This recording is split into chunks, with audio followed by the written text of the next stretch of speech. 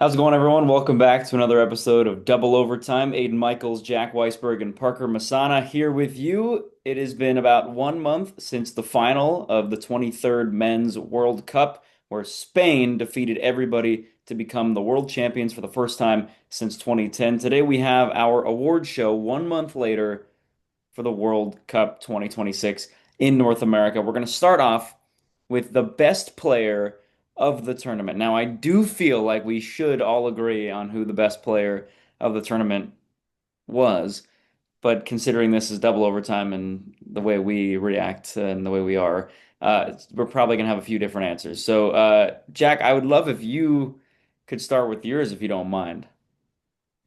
I'd love to. I think I'd be shocked if we all didn't have the same one. My pick is Rodri here. Mm. I think that he's the best player on the best team. My three ranking is Rodri, Mbappe, then Messi. I think, don't get me wrong, Mbappe was the best scorer, but Rodri, again, best player on the best team, 10 goals, 4 assists. Sorry, that was Mbappe's stats. But but winning a golden boot only says so much when you're Rodri and you're completing 101 of 105 passes. I'm a big passes guy, if you can't tell. That's huge to me. It's really important. 80% of duels won. Don't really know what that means, but I like it. Yeah, hopefully y'all are thinking the same here. Parker, you have Rodri or you have someone else? Uh, yeah, my player is a midfielder, really great, does all the dirty work, really great with his feet. Yeah, my player of the tournament's Malik Tillman. He scored a lot of important goals. Nah, I'm just playing. I'm just playing. I wish it were. I wish it were. Yeah, I went with Rodri. He did all the dirty work. In that Spain midfield. He was always there whenever there was an attack. He'd always intervene and break it up. I think he's a really special player, really talented. I mean, he won that Ballon d'Or for a reason. It wasn't just because he was on the field winning those trophies. It's because he was the standout player. And he always has been since he's gone to Man City, even for Spain. He allows everyone else to shine because he's back there doing that dirty work, um, putting in good tackles. Really rare to see him misplace a pass, and I think that's really important in the Spain team. And you also can't get the ball off him. So a lot of praise. I don't think I could ever stop praising that guy. Watching him play was unbelievable. Um, so yeah, moving on. Yeah, boys, I have Rodri as well. I mean, Jack, you said you're a pass guy. I'm a pass guy too. 790 passes record in the World Cup. It's very similar, Parker. We can recall to when there was the Ballon d'Or debate when Rodri beat out Vinicius Jr. and everyone was saying, well, Vinny deserved it because he scored all these goals and he was a winger. And I think it's a similar situation in this World Cup, where you could pick Mbappe, like Jack was saying, because he's got the 10 goals and the 4 assists, or you can pick a guy like Roger who doesn't score an assist, but he completes the passes and he bosses that midfield. Looking back on that Ballon d'Or race, Vinny was obviously the more exciting player. He has those skills of a winger, which catches the casual fan eye when he does the Brazilian flair and he does all these fun moves. But Rodri, as we know, is just simply more technically gifted than most players in the world. And I think he proved it once again in this tournament. It obviously helps that Spain goes and wins the World Cup, but even if they lose that final, I would still say Rodri was probably the best player. You could give it to Messi maybe if Argentina wins it. But certainly Rodri. I mean, there aren't many players like him in the world. I think he's the best, one of the best players in the world. Certainly could be the best midfielder in the world at the moment. And I'm glad that all three of us decided to pick Rodri. I was a little worried for a second. Parker's got the France jersey on, so I wasn't sure. Jack's got the Oasis shirt, so I wasn't sure about that either. But I'm glad we went with Rodri, the three of us. Moving into our next category, we're going to go pretty quick into these. We have the most overrated team. Now, a lot of these categories are pretty basic, and I feel that we're probably going to have similar answers for most of them, but let's see what happens. P, most overrated team in your opinion? Yeah, I've got two. First one's pretty quick, self-explanatory. Turkey. Everyone was saying, "Oh, it's going to be U.S. or Turkey in the group." Turkey were out before the final match day, so I don't know where the hype came from. It could be underperforming Mm. young talent, but maybe in a couple of years they'll be good. But they were never at that level yet, especially on the attacking front. My biggest overrated team was Brazil, and I've been saying it since before the tournament started. I just don't think they have the team to do it. We're used to seeing a like high scoring winger, Neymar. I mean, sure they got Vinny, but Vinny is nowhere near that Neymar level. Even when Neymar was on the pitch, he was bossing it. So yeah, for the little time that he was, but I just never thought this Brazilian team had it all there and had it all figured out. The defense, the wingbacks were shaky. The midfield wasn't perfect either, by no means. So yeah, I just thought that was a really overrated team, and they didn't even have their striker situation sorted out. So they're overall tough to watch. But yeah. I went with a different approach here, and I was stuck between two teams, and I won't tell you the other team just yet because they're going to be my answer to one of these awards later in this video. But I went with one that I think might be an obvious one for a lot of people, and that's Germany. I mean, look at their obviously the main thing that catches people's eye is how they crashed out on penalty kicks against Paraguay in the first round of the knockout stage.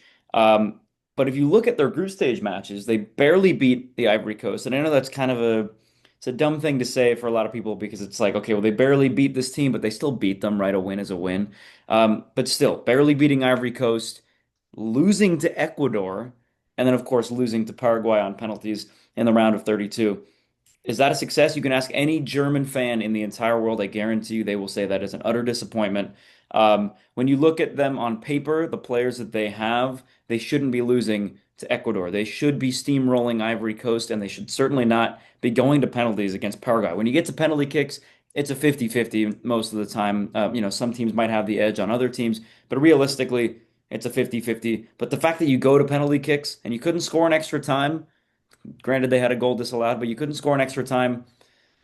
That's it's a huge disappointment, and I think it speaks to how overrated they were. Um, I'm debating on whether or not I should say this. Maybe I'll just say them, and we'll get to it later in the video. But I was thinking about Portugal because they are an overrated team in my opinion. I almost picked them, but it to me it's just impossible to ignore how badly Germany played and how bad it was for them as a country, as a national team, to lose against Paraguay in the round of 32. Yeah, I had Germany as my runner-up.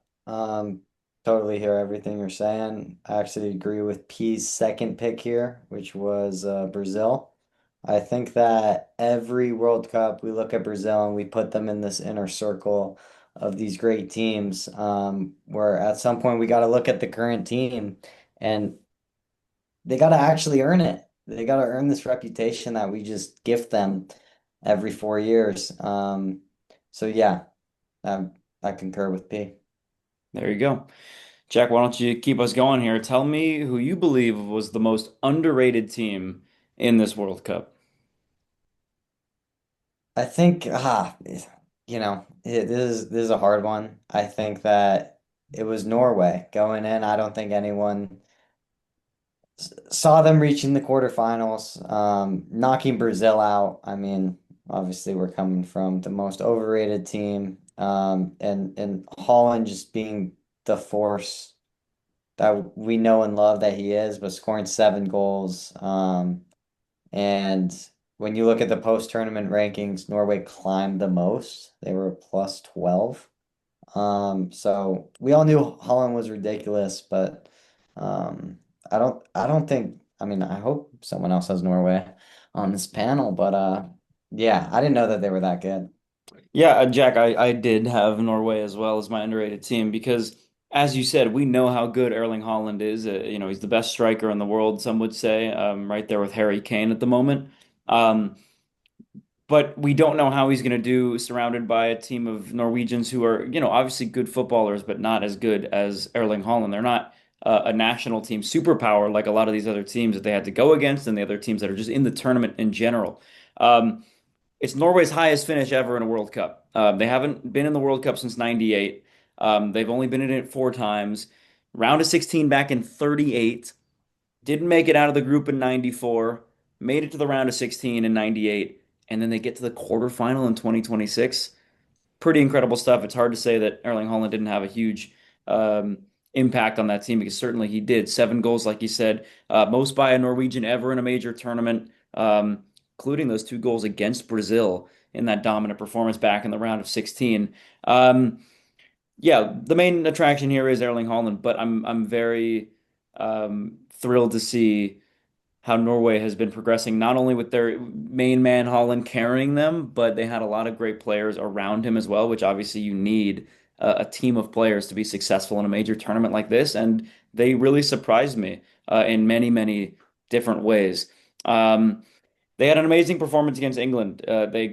There was some controversy in that game, a few bad calls they were unlucky with, but regardless, a decent performance against England, a team that goes on to finish third. You know, their best performance at a World Cup since they won it back in 1966. So, I mean, to me, there's no other team that you can pick as the most underrated team other than Norway.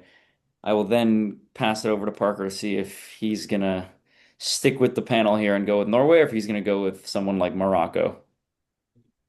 I don't know how you can consider Morocco their top 10 in the world before the tournament, but um, I did not see Norway as much as a dark horse coming into the tournament. Everyone kind of counted them out before the tournament even started, but I mean, they have a lot of class. I thought their midfield was amazing going into the tournament, Berg, and Odegaard, obviously.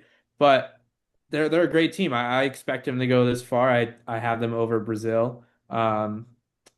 You know, I think a lot of it is comes down to that attacking. But were they my most underrated team in the tournament? No. I think my most underrated team in the tournament was Ivory Coast. A lot of people didn't even have them making it out of the group stage. Um, they went up against Norway, and I thought that was a really unlucky draw for them to go up against a really physical striker that can kind of bully their center backs. It's not great. And they also don't have as good of a midfield as Norway, but they still competed and they looked great. If you watch them play. So yeah, that's a team that I think a lot of people had not even making it out of the group, and they did make the round of 32. And I think if a different opponent were to play them besides Norway in that round of 32 matchup, they would probably go for even like a Canada they would probably have their way with Canada. So my most underrated team was Ivory Coast. I thought Norway was a little obvious, considering I had them in the tournament, like coming in, not that bad. Also another one I wanted to shout out was Colombia. I feel like they don't get a lot of love, and I thought they were gonna do pretty well coming in, and they did. So that's also another one I wanted to give a little shout out to. But my main one's Ivory Coast. You know, I was never, I mean, from our World Cup prediction videos, I was never a big Colombian fan. Even though I look like Pablo Escobar right now, I wasn't exactly convinced that Colombia was going to go far. But I like that pick, Ivory Coast, and obviously Norway. I think for a lot of people was an underrated team. We head to the next category, a little different to most overrated team. It's the biggest disappointment. A lot of people might group those together. I don't. For my biggest disappointment, I went with Brazil. And the reason why I put them as my biggest disappointment from the very beginning is because I didn't necessarily rate them going into the World Cup, as you were saying, Parker. Whereas Germany, I did. Um, it started from the very beginning when it came to the squad selection, right? So obviously we know Neymar, Brazilian hero, legend of the game, perhaps a top 10 player of all time. I don't think he should have been called up. He's a No. legacy call-up. It's like Clayton Kershaw getting picked to be in the All-Star game as a legacy player. He takes away a spot from a guy like João Pedro, who certainly would have made a difference. I mean, look at him now, early in the season with Chelsea, already doing bits. We know how good he is.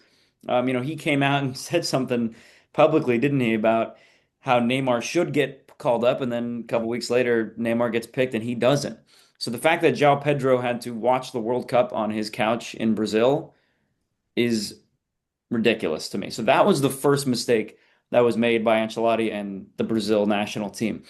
With that being said, obviously, despite Norway kind of surprising a lot of people beating Brazil, Brazil should have performed much better against Norway than they did. It was a very bad performance. They got a lucky penalty kick at the end for Neymar, and then he started talking trash to the goalkeeper. Very classless way, by the way, to end his Brazilian career. That makes it even more of a disappointment for me, just how he acted at the end of it. Also, the match against Japan, I thought they just snuck past Japan. I think it was what a 96-minute winner from Gabriel Martinelli. So they barely beat Japan. They just snuck by them, and then they lost to Norway pretty badly. That's a huge disappointment. It was their worst run at a World Cup since 1990. Brazil, obviously, when you look at that country, the people of Brazil, that is their sport. And it always has been and always will be. So for them to lose like this in the World Cup and to put out that bad of a performance, huge disappointment. I don't think it gets any worse than that for the Brazilians. But it Anyone? does. Any takers? Oh, okay. Does get worse for them because they got Ancelotti still, and what are they going to do next time? This next cycle, I mean, Good. Marquinhos is aging out. Who's gonna replace him? Um, I feel like they got nobody else. It's Gabriel and who? Thiago Silva. You're gonna put him back there? 45 years old. Yeah, exactly. So yeah, I would have obviously if I didn't already not rate them, I would have had them as my biggest under Sure. or biggest disappointment. Um, but I did kind of a short list, but I have one main one. I had a USA disappointing me. I thought they were a disappointment for how this golden generation was hyped up, especially in the States, and how they performed in the group stage. Um, it's definitely disappointing to get battered 4-1 by Belgium. That was really embarrassing. I thought that was a huge disappointment. I mean Pulisic too. I think I should have just put Pulisic himself. He didn't want to fucking play. You have your home turf, your World Cup. You don't want to play. Like if you're hurt, be hurt. Don't come to the World Cup and then be like, oh, but I'm hurt. I like, come on, man. But yeah, I had them. Another one was Germany for the same reason. I feel like they had way too much talent to only score one goal against Paraguay. Given that Paraguay team was coached really well, France only scored one too, and they were like the highest scoring team at the tournament. So, uh, This was yeah. four. I love that. Oh, The U.S. really made Paraguay yeah. look like such a bad team, but they actually were a I lot better thought you were than that. saying Cape Verde. I was like, No, what? no, no. Sorry, sorry. No, Yeah. no, no. Yeah. USA did score four, so I mean, it just shows like, um, this tournament and the craziness of it. But yeah, my biggest disappointment was the Netherlands, and it was not the Netherlands because of their group stage, because of how like their players performed. It was genuinely the coaching in that Morocco match. They were okay with going to penalties. They were not attacking. It was boring. It was like you have all this talent, all this attacking talent. A lot of players, it was their last World Cup and you're not going to leave it out there. You're going to sit back and let the game come to you. Like go for it, man. You got De Jong, you got Van Dijk at the back. Like there's no reason to not to go for it. You have your defense covered. Somerville was playing well. Gakpo always shows up for the Netherlands. Like why are you not going to go for it? And to lose like that to Morocco, embarrassing. Morocco deserved that last goal 100%, and they deserve to lose on penalties. You don't sit back for 30 minutes in extra time and not even go for it. You did not try. And watching that match had me so frustrated because I know that team is a million times better than how they performed. And it actually got me so worked up. I was looking into how Netherlands had never won a World Cup. Um, because they had Cruyff, they had this golden generation where like the Dutch teams were just like winning it all the time in the Champions League too, like in the 70s. No. I was sitting there like, how have they never won a World Cup? And then I found out they've lost two finals, maybe three now. Considering the was that Van Persie header? No, that was the third place match, was it? No, no. The Van Persie header was in the opening Was match no, against no, but Spain. that year. Oh, 2014. Yeah, I think you're right. I think it was the Because they third one. made it to the final in 2010 against Spain. Nearly had it. I got my years confused. I mean, it's hard to keep We, we, track we were we at were my old age of 23. But I found out Cruyff could not go to the 78 World Cup because his family got kidnapped and he was like tied up. It was a crazy story. I don't know. You should look into it. But game's a game. Man. that was not the game. And it was in Argentina, so there's a lot of controversy about that. But yeah, my biggest disappointment was Netherlands. I thought they should have been much better, and they didn't even go for it, which was the biggest disappointment to me. That is fair enough. Jack, your biggest disappointment? Yeah, I have my runner-up being Turkey. I just read a stat. They had 62 shots without scoring across their first two games. The most shots ever across a two-game span without a goal in World Cup history. So they gotta be, a big disappointment for that. And then Aiden touched on this one. Germany is my biggest disappointment. And I'm going to make the distinction between my overrated, which was Brazil, and my biggest disappointment in Germany. I feel like Brazil losing to Germany is definitely embarrassing, but Norway proved that they were really good as the tournament went on. Um, but Germany going out in penalties in the round of 32 to Paraguay is just, there's no excuse for that. So they're major, they're the biggest disappointment for me. All right. The overachiever of the World Cup. Parker, by looking at the jersey that I'm wearing, I think you'll know where I'm going with this, which, by the way, I don't know if I can shout out where I got this jersey, so I'm not going to do it. This is the Cape Verde jersey from 24-25. Look how cool it is, boys. I don't even know if you can see it, but it's got the actual archipelago of islands on it, dude. And just in case it does say the country name, if you want to know what it is, but and look at that, North Atlantic Ocean. I just want to show that off, boys. Lift the shirt up. Oh. Well, I'm not going to do that, am I? But I'll tell you what. Shout out to Tempo for making a beautiful jersey, and it would have been cool to see them sport this kit at the World Cup. But alas, I digress. We'll move on to my thoughts about the national team. Obviously, as a geography guy, of course, I knew what Cape Verde was, but it's fair to say, with Americans not being the best at geography, that a lot of Americans didn't even know what Cape Verde was. They didn't know that it existed before this World Cup. Then they open up the tournament by drawing 0-0 to Spain, the eventual winner. Obviously, a team that conceded one goal the entire tournament. Vozinha, their goalkeeper, seven save performance. He had, I think, 25,000 followers on Instagram. He jumped to 20 million followers within a couple of days, which is incredible. But here's the thing: a lot of people, I should say, I want to say 80% of soccer fans criticized the new World Cup tournament format because, quote, I've seen this in so many comments, bad teams like Cape Verde, bad teams like Curacao, blah, blah, blah, will qualify. And everyone's like, well, there's no point of expanding the World Cup to 48 teams from 32 because Cape Verde is not going to do anything and they're not going to beat these teams. And fair enough. I mean, like Curacao, for example, there were some teams that probably shouldn't have made it. All respect to Haiti. Obviously, I love Haiti as a country, as a national team, but obviously they didn't do so well. But Cape Verde comes in and surprises us and plays some incredible games. And like I said, drew to Spain in that first game, going to extra time against the defending world champions in Argentina with that amazing goal from Lopez Cabral in extra time. Beautiful goal of the tournament, in my opinion.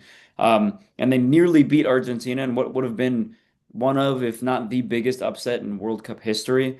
I think it's impossible to go with another team other than Cape Verde. I'm sure you two have the same team. If not, maybe it's just to kind of go against the grain a little bit. But like, I mean, Cape Verde, an incredible team.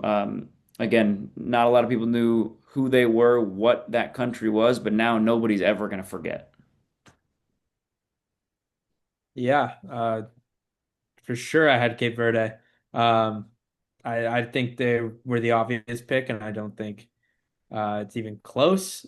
But one other team that did cross my mind was South Africa. I did not even think they were going to sneak out of the group, and they did. I mean, that first match, I had them winning against Mexico, and they fell apart. But yeah, I thought Cape Verde really overperformed. Um, their achievement was probably just not to get embarrassed on the world stage, and same with South Africa. Um, and what do you know? They both made the knockouts. Um, and Cape Verde actually had a good. You got shot? Are you okay? My bad, my bad, my Electrotherapy? bad, my bad. No, but yeah, I thought Cape Verde they went toe to toe with Argentina, and they went toe to toe in every match. They really fought. Even if you say it's not beautiful football, it was entertaining to watch, save after save. They didn't necessarily just sit back and let it come to them, but they were out there, they were playing, they were competing, and that's really all you can ask for from any of these teams. Um, and they were my overachievers going into extra time with Argentina. Um, you probably could have told any Argentinian that that would be their third round of 32 matchup, and they would just have to sneak by Cape Verde, and they would have probably cried of laughter.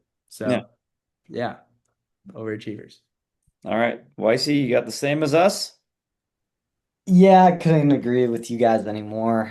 Cape Verde, extremely impressive. You know, they were ranked 67 going in to the tournament. But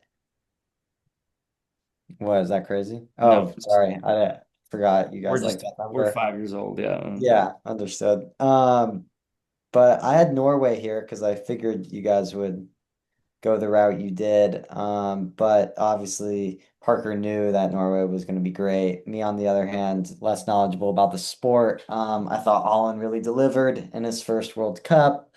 And going as far as they did and then losing to England only after extra time, it says a lot about how far they came. I think the future is very bright for them. Speaking of Erling Haaland, we're going to head to stock up and stock down. Stock up for me, Erling Haaland. That's a guy who's only getting better, and that's crazy to say about someone who's already one of the best players in the world. It was his first World Cup. We didn't know how he was going to do. We know how a guy can perform in, let's say, the Bundesliga, which he did. Then he goes to the Premier League. Like, okay, it's the toughest league in the world. How is he going to do now? Ends up scoring 30 plus goals in his first season, ends up winning the Champions League with Manchester City for their first ever Champions League victory in the final. Anyway, first World Cup, 7 goals. He will be Norway's greatest ever player when he's done. I mean, you could probably make that argument in the next few years, honestly. Certainly by the next World Cup, post Euro 28. Um, 27 goals in the Prem last season for Manchester City. Um, but he looks a lot better on the ball, Parker. I don't know if you would agree with me on this point, whereas when he first came to the Prem, he was scoring a lot of goals, but he wasn't the best on the ball, in my opinion. He didn't have the best foot skills, but I think technically he's getting a lot better and he's really maturing and he's really learning how to possess the ball in the final third in a tough league like the Premier League when you have defenders closing in on you all the time. I think he's going to lead the City team to a lot more titles in his career. I think Enzo Maresca is going to have a lot of success with Erling Haaland. I don't think he's going to leave Manchester City anytime soon. And it's going to be interesting to see whether or not Norway is going to have a similar success in Euro 2028 than they did in World Cup 2026. We'll have to wait a couple of years for that. But yeah, for me, it's Erling Haaland. You could say, well, how can the stock go up any higher for him? But, there's no ceiling for this guy. This guy is going to be one of the greatest players of all time for Norway, for Manchester City in football history. Yeah. Kind of jumping off of that one, I had like kind of micro tier for this one that was just like stars who showed their worth, showed why they're kind of untouchable in the scene. And those were like from what I had a short list of was Erling Haaland, Harry Kane, Jude Bellingham, Mbappe, Dembele, this top of the top, as I like to call them. I just thought all of them played up to their price tags, kind of untouchable um, status that they all have.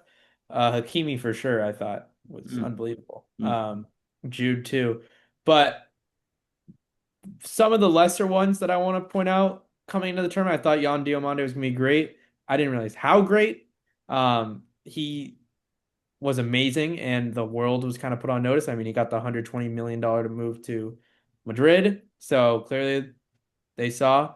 Iran Kunda from Australia. I remember we watched that match together, and I told you, I said he's gonna be great, and he scored that, went right around that defender and put that in. I was like, what do you know?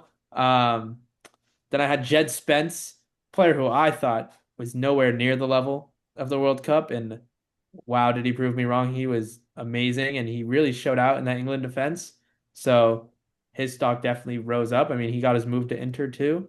And then finally, a guy that I've always been on, but I think this really increased his value and we should see a move for him in the next week or so. Ismaila Sarr showed out for Senegal, a Senegal team that bowed out and did not perform to their level. Really crashed out for sure against that in that Belgium match. mhm. Um, but he showed out. He was a star. He showed it with his goal scoring, creating, his running. He's just an all-around great player, and it showed at this tournament. He showed up. His stock rose. Those are my three guys, three, four guys. All right, Jack, who are we stocking up on? Yeah, y'all mentioned most of my guys except one. And he's a World Cup champion, Lamine Yamal. Obviously, we already knew this guy was a superstar, but I mean, he's obviously one of Spain's best players. And even though we saw him, miss free kicks, whatever it is, like mistakes are going to happen, but he was the fourth most creative uh during the knockout stages, which I don't even know what that stat means, but I like that stat. Maybe you guys could help me understand what that even means. That's the media made up stat that they do for Yamin Yamal. His PR team is unbelievable. They need to get paid 4 times what they're getting paid right now. I mean, it is unbelievable. Can we just jump into the next category? Can we do stock down? Because Lamine Yamal, God, he's in the shitter. Oh my goodness. That guy, 1 goal contribution the whole tournament. Okay. Champion. Well, though I agree with Parker in the sense that he completely underperformed, I also agree with Jack in the point that I thought actually he wasn't as bad. Now, in the moment, I was saying, oh my God, like, Parker and I were joking about it the whole tournament with our buddy Gavin, who's a big Lamine and Barca fan, saying, this guy stinks. Essentially, he's giving it the Mbappe special, doing nothing, right?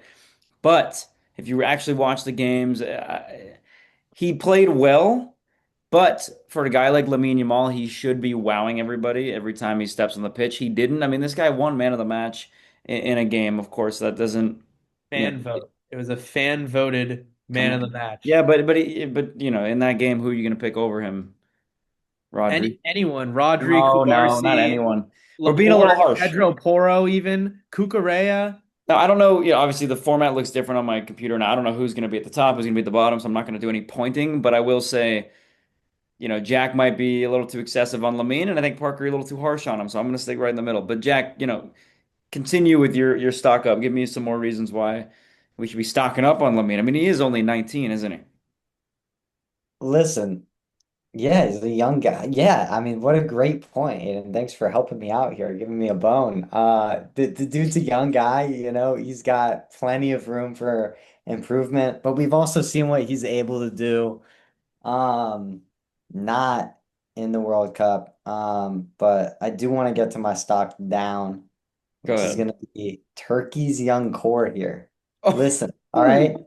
Don't be like, oh my God. I'm not saying these guys suck, all right? Because I don't think they suck. I think they're really talented. I'm not selling that they're not talented. All Okay. I'm saying is that they're not ready right now. And that's fine. That just means that their stock's going down. And as good as people thought they were is not as good as they are right now. Parker, agree with me, please. Yeah, they're on my list for sure. I actually had specifically Arda Güler, Kenan Yildiz, and all of Turkey on my stock down. Not only that, I think my list is pretty neat. Top of the list in all caps. Actually, I increased the font because I wanted to emphasize it. Was Lamine. I could probably go on for hours, but I'm gonna save him for the end. Vitinha and Joao Neves were not as dominant as we saw at PSG and how they play. I thought Joao Neves not stocked not as much as down as Vitinha, but Vitinha really struggled to have control of any of the matches that we see at PSG. So it was really a testament of how good is that PSG team built around Vitinha, and it allows him to be activated versus how good is he as a player, is what I saw. Um, Another one, Frankie de Jong, went back to that Netherlands match. I was a little harsh on him when I first made this list, but he's a great player. I just thought he didn't wow me at this World Cup, if that makes sense. Uh, Another one, Julian Alvarez, 1 goal contribution on this Argentinian team. While it was a stunner, how do you ghost for the rest of the tournament and only score that one? Yes, it's a big one, but we're talking $150 million move for 1 goal at the World Cup. Like you're better than that. You're 100% better than that. That lowers the stock for me 100%. While I don't think he's a terrible player, I think that World Cup would definitely have me skeptical about his price tag. Um, and then I've got two, really three. Christian Pulisic, for obvious reasons. I kind of touched on earlier. He didn't play, didn't do much. Yes, he was exciting. He's creative for a half against Paraguay, but How many halves are in a season of football? Just multiply the games by two. No, I'm just kidding. Yeah, exactly. So he's not he played one half out of there were probably 20 that the USA played about. Played one. So you're gonna have one good half for every 20 halves. Um, dude, with me, that's half a game every 10. So whatever. Stock down for me. Jonathan David, him as well. Stock down when Canada needed it most. Not there. And then one that's kind of a little more personal, Noni Madueke. A lot of people caught on to that stock down. A Thank lot God, of by the people way. caught on. You and I have had our eyes open with that for a long time now. I'm I glad people I are. really put you onto that one too. Like right when he left, I was like, thank God he has Yeah. one move and it sucks and it barely works. And we saw it on the biggest stage of football. And now I'm gonna really tap into Lamine Yamal because that guy stunk it up. Um, if you want to say he's the most creative guy, I'd hope he is. Spain dominate possession in every match. They kill the game. They play very slow. He's gonna be on the ball the most. I hope he's creative. That's your whole role as a winger. You're gonna play the full 90 minutes. Please do. But if you're gonna play the full 90 minutes on the Spain team, dominate possession, you should at least be having this numbers to show for these chances that you're creating. And he did not.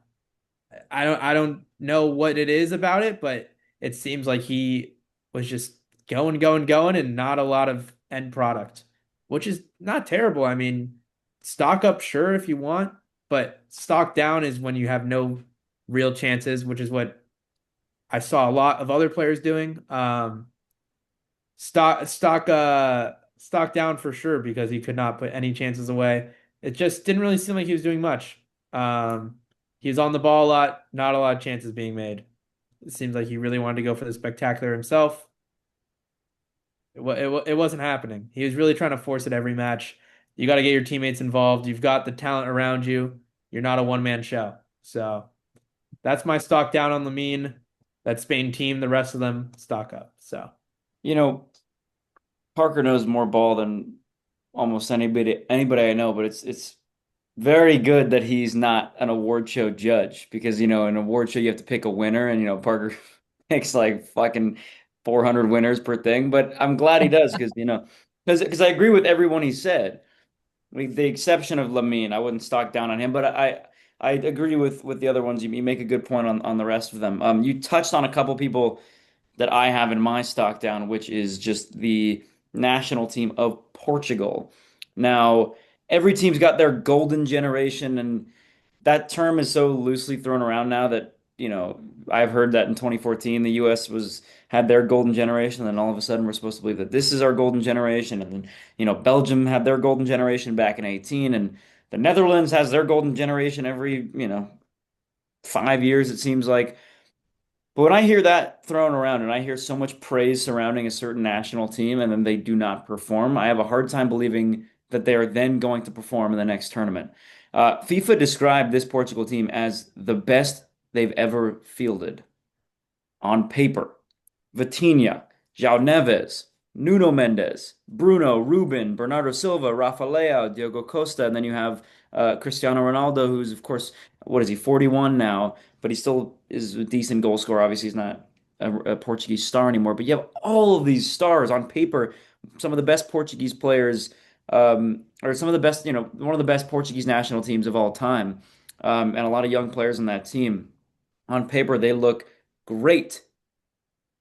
Ronaldo, his final World Cup run, you think that he's going to kind of do what Messi did last tournament, be like, "Hey, I'm almost at the end here. Let's get going."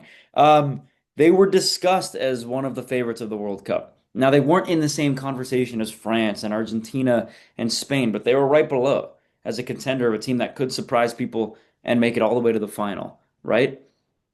1-1 draw against the Democratic Republic of the Congo.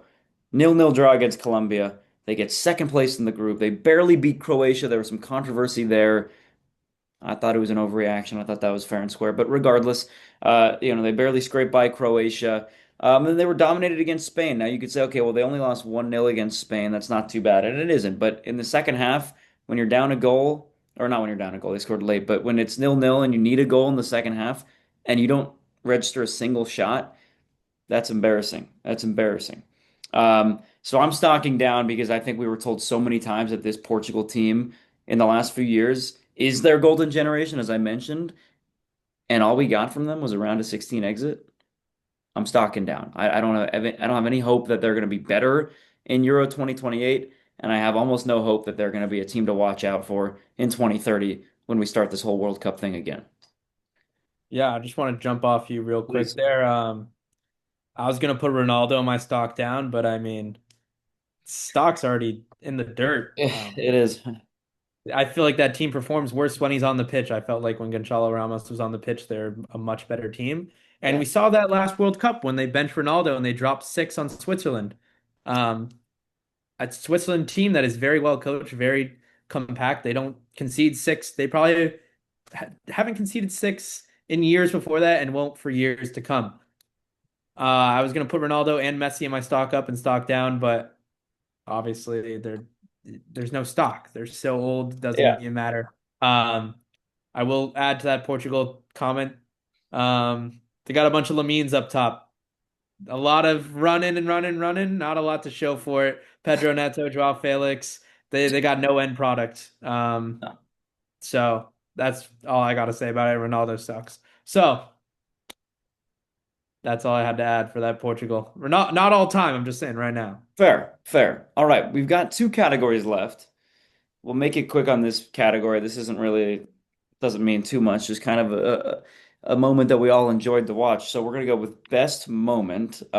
Jack, for you, I assume this is probably the most soccer you've watched in a World Cup, maybe ever. I don't know if maybe 2022 was more. I thought you at least you and I talked about the World Cup much more this year than we had in previous World Cups.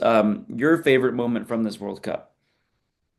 Yeah, I think the moment for me, I think of the third place game, and I know it's like Mhm. doesn't really mean anything, but for the game of soccer, I think it was so important that we see a team's ability to make it competitive after being down 4-0, and make it a game high scoring. I think it's really good for the sport. As someone that's not a huge soccer guy, uh, looking at the future of the sport, like that pace and the ability to have the game work that way is just it's huge. So, I mean, that would get me more interested in it, and I'm sure many other people that like more fast-paced sports. And I thought that all the best teams really did do a good job of, pushing the pace when needed. So that's my best moment. I could have gone a lot of different moments there, but as a non-soccer fan, I think that that was the best moment. All right, for me, I went with a game that Parker and I watched together, and it was the Argentina comeback victory over England. That was so exciting to watch. First of all, Enzo Fernandez shooting all game long, and then when he gets another opportunity in the 85th minute from outside the box, he makes it count. And Argentina scored. I don't remember the exact number. P, maybe you can help me. I think it was nine, and then they made it 11. Um, but they had 11 goals following the 75th minute, which is Yeah. the most in World Cup history. England was beating them all game long. And then when it came to minute 75, Argentina started stepping on the gas. And then when it came to minute 85, Enzo Fernandez put one in the back of the net. And then in the 92nd minute, Lautaro Martinez scoring to make it 2-1 Argentina. But what I enjoyed about that moment the most, and obviously in the moment, Parker and I are jumping and celebrating just because it's just such a good moment in the sport. You're not thinking about the historical implications of the game, but looking back on it, you really start to think about it. The history between these two countries, we're not going to get into that. But the history between the two national teams as well, going back to Argentina's famous victory over England back in the '86 World Cup, where England, controversially lost that game against Argentina in the quarterfinal, and Argentina ended up going on to win the World Cup, being led by Diego Maradona. And then you look at England, who was looking for their second World Cup final ever, first since they won it all back in 1966. They haven't won anything much since then, and they were that close. They were 5 minutes and change from making it to a World Cup final. Enter the greatest player of all time, Lionel Messi.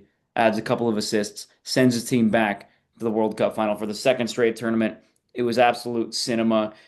Regardless of how bad Argentina played in the final and how no one was really going to beat Spain, that semifinal game, to me, at least the last 15 minutes of it, was the best moment for me. There's a lot of things you could choose from, but I think that was the best moment. It was just incredible with the implications historically and and how it was just in the moment, I think was bar none. Yeah. Going off that, that was definitely my top two, that one. Also, I wanted to add on to that is kind of another instance where football won. England since like the 70th minute. I don't think they went forward at all. No. They just sat back and were like, okay, we'll defend. And I think those teams don't deserve to win. They don't deserve to advance in the tournament. I think if you're on the gas, you got to stay on it. You got to keep going forwards. Um, and yeah, seeing Messi do that magic, that was vintage. Probably the last time we'll see him on that stage doing something as great as that. So yeah, I think that was a top moment. But I think the top moment came on Argentina's other side, and it was that Lopez Cabral goal, that curler that beat Dibu. He just kind of he was untouchable. That was probably the best shot of the tournament. Of I haven't seen a great curler like that in a while. I know Mo Salah has had a great one that won Puskas, but I think that is one of the great goals, and that is when you really believe that an underdog team like Cape Verde can come back and they can compete and they can upset the Kings. And that was when everyone kind of started to believe, like, is Argentina really going to lose? Is this a match that they're really going to lose? They're going to bow out. Like, I think all football fans watching that were thinking this is the end of Argentina. They're going to bounce out in this round of 32 to this team. Vozinha, great storyline. They had all the momentum. It was really a special moment, and I think football fans won't forget it. Similar to last year when Spain and Germany, for that 15-minute span where they were going out in the group stage, I think that this rivaled it. And Argentina, a giant defending champions on the ropes, kind of against Cape Verde. I think that was my moment of the turn, and the way it went in and the way he celebrated. I thought it was just overall beautiful. Yeah, I mean, I was watching that game, and the moment that ball hit the back of the net, I got a FaceTime call from Parker because we knew we were both watching that game, and it was just a moment that many people will never forget. I guarantee you, the country of Cape Verde will never ever forget Lopez Cabral and that goal because why would they? That was the best moment in their country's history, which is just beginning as far as the World Cup goes. Obviously, they've been around for a while, but as far as in the World Cup, they obviously haven't. Um, Listen, it's been 1 month since the World Cup final. We are now 3 years and 11 months away from the next World Cup in 2030. So we are going to have our way too early World Cup 2030 predictions. Which team will win? Jack Weisberg, who will be the 2030 World Cup champions in 4 years' time? Yeah, no, I hate to be boring. Hope I'm not stepping on anyone's toes here, but it's gonna be Spain. I just think that this young champion core, I mean, they're not going anywhere. They're nearing their prime. And I think that it's really just hard to say that anyone's gonna be able to knock this team off, given what we just watched. Yeah, I imagine Parker's got a different answer, but I'll just stick with mine, Jack. I mean, I agree with you, Spain for sure. It's a little bit easier. Now, it's not completely easier, but it's a little bit easier to predict the success of a national team in 5 years than it is a club team because you can transfer in players and you can trade players away and buy players, sell players. But in the national team, the players that you have more than likely are going to be the players you're going to have in 4 or 5 years' time, barring an injury or anything like that. This Spain team might be one of the best national teams in history. I think it's fair to say that now that they've won the World Cup, the Euro 2024 as well. They haven't lost a match since March 2023. All right. It's been a long time. They walked to a European Championship in 2024, didn't lose a game, had a cakewalk in the World Cup this year. But I want to point out some players. Like you said, Jack, their players aren't going anywhere. Pau Cubarsí, young player of the tournament, right? 19 years old. He's going to be 23. Gavi, 22, injured right now. He'll be 25 in the World Cup. A lot of people say 25 to 27. That's the prime. Speaking of that, Pedri, 23 years old right now. He'll be 27. at the start of the next World Cup. And Lamine Yamal, 19 years old. I know you're stocking down on him, P, and Jack, you're stocking up on him. He'll be 22. Parker, you and I mean, I guess all of us when it comes to the birthday, all of us are older than Lamine will be in the next World Cup. Or So if my you look at those best players in that Spain squad that just won the World Cup, they are going to be either in their prime or right before it. Then you look at a player like Rodri, I think he'll be what, 34, which I think is still fine enough for him to have a pretty decent World Cup tournament. Of course, there's going to be some older players, but their young core, they're getting older, but they're about to hit their prime right when the World Cup comes rolling around. I don't see a team that will be able to beat Spain in the next couple of years. I mean, listen, if you think on paper, some of the best teams ever, one team that sticks out to me the most is, I mean, I was 1 years old, so I don't remember watching it, but just reading about it and seeing old videos and all that stuff. Is England back in 2004? I mean, look at the players they have: Wayne Rooney, David Beckham, Steven Gerrard, Frank Lampard, Paul Scholes, John Terry, Rio Ferdinand, Ashley Cole, Sol Campbell, Ballon d'Or winner Michael Owen, Jamie Carragher. Some of the best players we've ever seen. Not only wear an England t-shirt, but to play the game of football. What did they win? Surely they won something, right? No, they didn't win anything. They won nothing. On paper, Spain is a great team, but they aren't the most stacked team we've ever seen, like that England team in '04, and then some of the World Cup winning teams like Italy in '06 or France in '98. But it's the tactics that they have, led by Coach De La Fuente, who didn't have much success or any experience at all being a manager of a top flight team, national team, or club team. But it's the fact that Spain has such a similar system of football from the time that you kick a ball for the first time in your life to when you become a professional. It is so similar from when you're 4 years old to when you're 25. Um, that he's been able to manage these youth teams in Spain and keep that same strategy and have success in the World Cup and actually win a World Cup and to be the best team in the world. Um, like I said, they haven't lost since 2023. In my opinion, the best national team run of all time was Spain back in 2008 to 2012, winning the Euros in '08, winning the World Cup in 2010, winning the Euros again in 2012. And that's exactly what I think Spain is going to do again. Euros in 24, World Cup in 26, Euros in 28, and I think they're going to win the World Cup again in 2030. They're going to go on the best run of all time, and they are going to be the best national team ever. Yeah, bold words. Bold words. I think that Spain coach is a genius. I hadn't really given him any credit coming into the tournament or even coming up. I feel like all the hype was about how great the players performed at the Euros and how exciting they were to watch. But after really watching, I hadn't given it much thought about the tactics or anything along those lines. Mm. De La Fuente is a genius, and the way he has that team set up is amazing. All the defenders so well coached, defensive midfield amazingly coached. I mean, you could watch that match and you would not think they were going to concede a goal the entire match. Mm. Uh, I think the closest team that was to scoring on them was Portugal. I think it was like a Nuno Mendes shot before he got hurt in that I match. mean, Belgium they had the goal, but Well, yeah, but I'm saying like yeah, yeah, you get what I'm saying. yeah, yeah. Outside of The actual, that, yeah, yeah. yeah, the actual goal. But there is not a lot of moments in that tournament where you looked at them and you're like, oh, they're going to concede here. And I think that's extremely special. They're not who I think is going to win it. Right. That's what I was getting at. Obviously, I thought you guys are both pretty boring going back to back. It'll happen. Talk about a snooze fest. I don't see a lot of teams coming up. Um, if De La Fuente stays, even is also a question. I think he will, but Pep's a free guy now.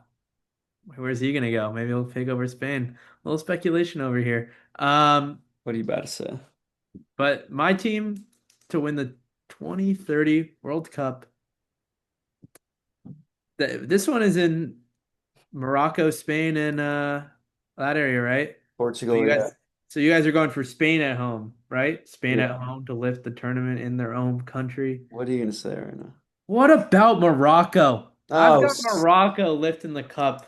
First African country ever to win the World Cup, and they're going to do it. I believe in the project that they've been set. Um, we'll see how they do. I just think I have a sneaky feeling that they'll come through. Um, Moroccan players are kind of taking over the European scene right now. Taking over Spain too, but that's a side note for another day. I think it's gonna be interesting. They've got talent. Hakimi, one of the best players in the world at that right back position. They got a lot of young talent, and they got a lot of young talent coming through the ranks. I think they'll be exciting to watch for sure. And I think it being at home will give them that little boost to knock off anybody at that next World Cup. Okay. I'll give you an even hotter take. Morocco will not be the first African team to lift the World Cup. It'll be Senegal in 2058. Oh, okay. And a Those lot are of my your, boys. Well, a you're lot not. of they need I time. don't think you're giving African football enough credit over there. You're taking it. No, no, They they're take on that. quite the rise. If there's Quite the one prize. person, if These there, players haven't been born yet. You're saying no, no, no, that's not what I mean. I don't mean the teams itself. You know what I mean? I don't mean the teams itself. I mean African football is on the rise. I mean, let me give you an example. Like for women's soccer, the US dominated for so many years, but all these players now that weren't born yet at the time are now winning the World Cup for their countries like Spain and England. So what my point is that African football, not the players themselves, but African football is developing in a way that we have never seen before. If there's someone that's a fan of African football out of anybody you know, P, you know it's me. You know it's me. this is getting a little defensive here, I'm a. but I I mean, just who I was the want team to that I was rooting for in the World Cup? Senegal. I've said it from the beginning. this Senegal year. is a team. I mean, they're the African champions. They were robbed by Morocco with the whole court case that's been Oh, going on. absolutely. Um, no, listen. I think I do believe Senegal will be a powerhouse and I hope in the next 10 to 15 years. I mean, it's the same thing we say about the United States about 15 years ago. We were hoping to say, hey, in the next 15 years, the U.S. will be. It doesn't. You can't just be like, oh yeah, the national team is going to get better in 4 years. Like you said, P, a lot of these players aren't born yet. It starts from the very bottom. So I think African football is almost there. I mean, Morocco obviously making it to the semifinals in 2022, the only African team to ever make it that far. And I think it would be brilliant if they won it. I just think that Senegal is cooking up something that we're going to have to keep an eye out on in the next decade and a half. Yeah, That's I wanna add something before kind of wrap this up. sure. I wanna add an award that I was thinking of giving out, just kind of sneaking it in at biggest underachievers. Um, and this is a team that I want to point out is probably they are so terrible and they perform so terribly that we even forgot how good they were supposed to be. There's And one this team is I'm thinking of. I hope you say it. Uruguay because Oh, I forgot. they didn't even make it out of the group and no one even thought about them. They You didn't even rated make them? what? You rated them? How could you not? They got one of the best midfielders in the world. They're a great team. They bounced out in the group stage. I just I don't know. I have no words to use to describe them other than absolutely atrocious. They Fair. have the talent by a mile. On paper, you'd probably rate them higher than more than half of the teams in this tournament. I mean, you could disagree all you want. I No, mean, it's not that I disagree, P. It's not that I disagree. that I head nod looked like a disagree. because I'm a little biased, but the U.S. played a near full strength Uruguay team with the U.S. fielding a near full strength team, and the U.S. beat them 5-1.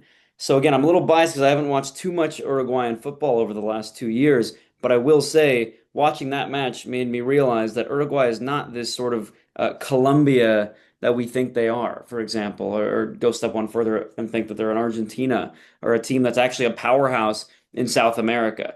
So I went into the tournament thinking they're a bit of an overrated team. So I'm not too surprised based off of something like that. Uh, so let me ask you something. Oh no. Going off of this, Okay. you think because USA beat them that bad that It's not the a full team reason. No. a team that drew to Uruguay more recently than USA beat them, No, I you mean, think no, no, a I team don't. I that drew just, to no, them no. is on the same level as Uruguay, or you No, think no, no. I just think before the World Cup, I think that certainly does something to me. When you get to the World Cup, I mean, yeah, of course, you could use the logic of like, okay, well, Cape Verde drew 0-0 against Spain. Surely they should be crowned the world champions, right? Well, of course not. But I'm just saying, heading into the tournament, when one of those matches is being played, not only did I start thinking, okay, the U.S. might be a little bit better than we think, but it just didn't make me think Uruguay was as good as they were. If you watch the game, which I did, they played horribly in that game. So whether or not they could have beaten, they could have beaten, let's say, Morocco in the World Cup this year, and I wouldn't have been surprised. I mean, it's the World Cup; anything can happen where a team can beat another team like that. Um, but I'm just saying I wasn't necessarily surprised to see the unsuccess of Uruguay at this tournament. You wouldn't be surprised to see him beat Morocco. Would you be surprised to know that they didn't win a game at all? What, Uruguay? Yeah, No, it wouldn't surprise me. It really wouldn't. interesting. Again, Takes I'm over not. here. You what? I'm saying interesting takes. I'm just saying they were so bad. Fair. All three of us didn't even think about them to put them in at an underachiever or disappointment or anything like that. I mean, they are considerably top team out of the CONMEBOL. Probably top four without even thinking for the tournament. After the tournament, I don't even think they're top six. So It's fair. Out of curiosity, who we putting over them, you reckon? So Brazil, I would imagine, still gets in over Uruguay, yeah? Argentina, Argentina, Colombia. Colombia, I'd have Paraguay over them, Yeah, you would have Paraguay. Ecuador, and there's five. Fair enough. Ecuador, I like that a lot. Trying to think of who else would be there. I mean, Nobody. you'd be curious to know if you had a match right now competitively between Chile and Uruguay, who would win that game today. Probably pretty close. It'd be pretty close. I guess Chile would be that team right below them. And there's also rumors of a new team joining CONMEBOL, which is funny because it's a geographical confederation, but the fact that Mexico have been a big rumor of joining them is I think, a disgrace. That's a It's a topic for topic for another another day. video. It's a disgrace. Moneybags Um, and Fantino. exactly. I'm not a huge fan of that at all because it also, well, again, like you said, we'll save that for another episode. That is going to do it for this World Cup episode. We finally got it done. It took us a bit. It's 7 o'clock Pacific time on a Thursday. You know, my goal for us here is double overtime, as Jack knows. We've talked about this a lot, is to post the video by noon, um, Central Time on every Thursday. But right now we're so early in it, or I think that as long as we're just posting every Thursday, it should be okay. And Jack, I'm surprised. I will say we've been consistent. This is another Thursday. This is what, 3 or 4 Thursdays in a row now we've posted a video. Certainly, you think no? Okay, stop. No, no. Okay, stop. Oh, yeah, yeah, yeah. Come on, Yeah, fans would know. Fans would know. Fans would the know. fans would know. If we get more than 3 likes on this video, which is much more than our normal average, then I will keep my mustache for the next video. But since we won't be getting, and you're not, and by the way, I can see who likes it, so you're not allowed to like tell your friends and family to go like these videos. I need Whoa, three whoa, unique whoa. likes. Whoa, how do you know they're not fans? That's crazy. So now you're discrediting fans. We had 4 views on our last video. It's been up for a week. It's been up for a week. I will keep the mustache. How about that? All right? Fair? Is that fair for everyone? Jack Yeah. hasn't spoken in like Yeah, no, that's fair. 6 minutes. Okay. All right. He was holding his Well, breath. boys, I'm glad I might get a buzz cut as well. Anyway, I'm glad we were able to do this video. It's been a little bit, but those are our awards for the World Cup. We will see you in 3 years and 11 months for our next World Cup video. For Parker Masana, thanks again, our soccer expert, for joining us on Double Overtime as always. And then, of course, Aidan Michaels and Jack Weisberg here with you every Thursday until the end of 2026. We will see you next Thursday for our next episode of Double Overtime.